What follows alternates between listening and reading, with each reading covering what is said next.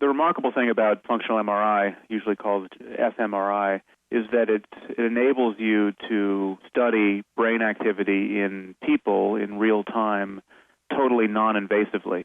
So it's fMRI allows you simply to see into the brain in the same way that maybe, some sort of X-ray imaging apparatus might allow you to look into an automobile engine or something. You can see what's doing what.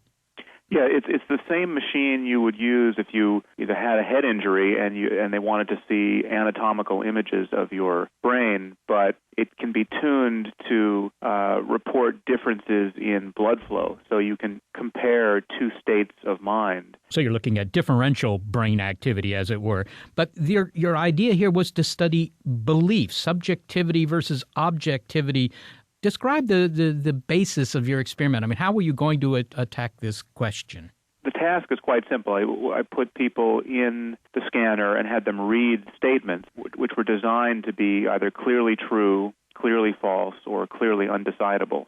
So if I understand this correctly, you had three categories of questions. You were going to ask them things that are evidently true, things that were evidently false, and things that were clearly undecidable, as you say. Right. Right. And we did it from a wide range of content areas because we were looking for the belief in general and disbelief in general. But Sam, what was the central question you were hoping to address with this experiment? What did you hope to learn here? Well, the mystery for me really is that belief has this remarkable effect. The difference between accepting and rejecting a proposition can be so extraordinary in our lives. The difference between believing a statement like we have your daughter hostage, the difference between believing that and disbelieving that. I mean, let's say you don't have a daughter, or your daughter's in the house with you.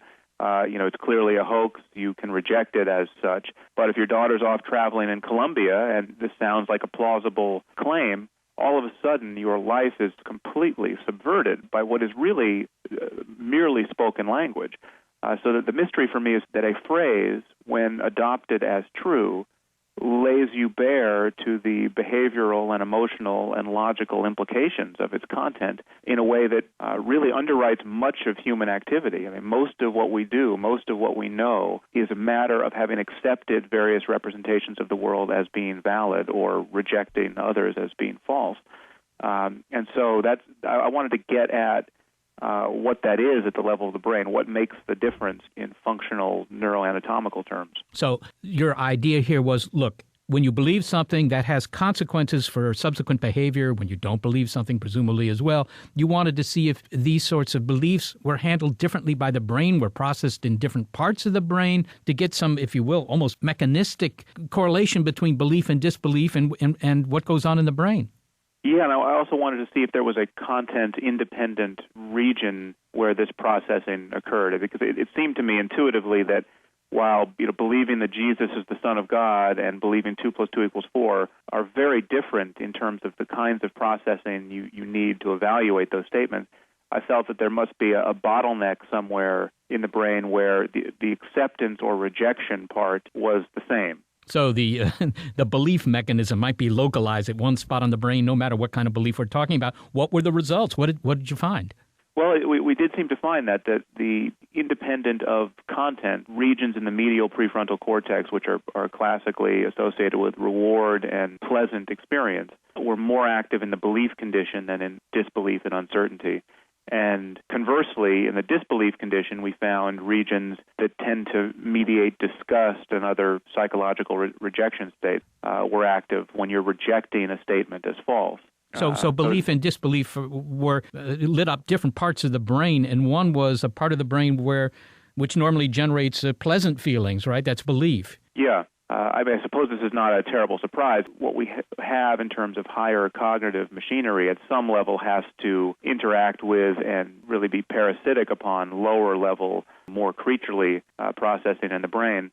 But what was interesting about it is that it makes the behavioral and emotional efficacy of belief and disbelief somewhat more understandable, because what's different about belief and disbelief when you compare them to uncertainty is that they're actionable. You know what to do with belief and disbelief. With uncertainty, you don't know where you stand. You don't know how to revise your behavior or emotion when a statement comes in that you can't evaluate as being true or false. Sam, maybe you can give me a specific example here. I mean, you would ask a patient a couple of questions that might implicitly sound reasonable. In other words, things that might be believed, like 2 + 2 = 4, or Jesus is the Son of God. And did you find that the same part of the brain would light up in, even with those two very disparate sorts of possibly self-evident truths? Well, good question. One of the limitations of this study was that we couldn't look at religious propositions per se. We simply didn't ask enough religious questions trying to cover such a broad range of content, because it remains a question whether religious faith is in any important sense different from other kinds of belief. But I can tell you why I think it probably isn't, because we were able to look at ethical questions, and those were the most different to my eye in terms of the content, and belief in those two conditions was functionally identical in the sense that the same reward areas in the prefrontal cortex were giving us greater activity. So, Sam, let me see if I understand this. Look, you asked the subject in that fMRI, you asked them where you read to them a bunch of statements, or they read them themselves. Mm-hmm. And there are a whole bunch of statements that are, clearly of the type that people would intuitively assume they're true. The 2 + 2 = 4, torture is bad. Those are intuitively true. There might be other statements that were intuitively false. The earth is a cube, whatever. Okay, and so you've asked lots of these questions. Very simply stated, the result is what in terms of, how the brain reacts to these two categories of statements? It reacts quite differently. Different regions govern those two responses. And the region that governs belief, or the acceptance that a proposition is true, is a classical reward region in the medial prefrontal cortex, right in the kind of the midline part of the front of the brain. And this area has been operative in many other tasks in which subjects are experiencing something pleasant, as something as elemental as a taste or a smell. And conversely, disbelief seemed to be governed by areas of the brain which are classically associated with disgust and monitoring of essentially your visceral responses. I mean, disgust and nausea and very elemental rejection states of experience. Okay, so it sounds like truth is like chocolate, and falsity is a bit like garbage. In fact, we have expressions like that, that it has the smell of truth or whatever. I don't know. Yeah, something not passing the smell test. I mean, there seems to be some felicity in that construction. I mean, there really is a sense in which rejecting something as illogical stands on the same continuum as finding a smell disgusting.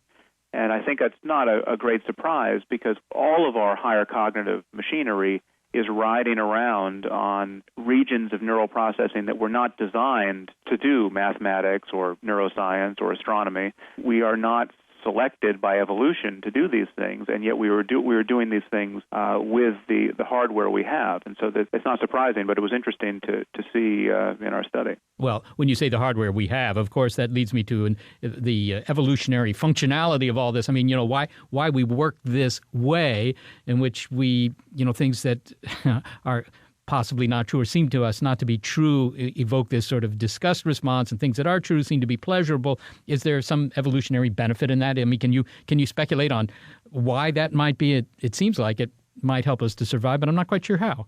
Well, I think there's clearly been an evolutionary benefit to language. I mean, but arguably the single innovation that explains our difference from our primate cousins is our ability to speak and represent the world in syntactical thought. And when you ask what empowers language, I mean, why is language something that makes such an extraordinary difference for us? I think it's not because we can spin fiction with it. It's because we can actually believe things with it. We can represent the world in such a way as to give us power to make our expectations, actually track reality at large. So belief, for me, the ability to accept a string of words as being a faithful guide to the world and to the future, I think that explains the power of language. And so that's, I think that it's not a stretch to think that there would be a great selective pressure on us to have our thoughts actually map onto the world in some faithful way. Well, finally, Sam, you've tempted me too far here, because how do you know then that your own work is objective? I mean, could it be that you're wrong even though you believe you're right?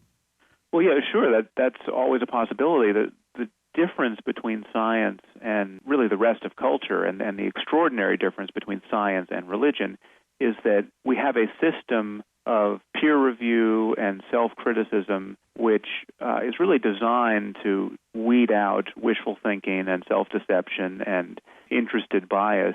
Sam Harris, I want to say it's been a pleasure to talk with you, which I suppose indicates that I believe that it's true. But thank you so much for talking with us today. Well, thank you so much, Seth. It's been a pleasure.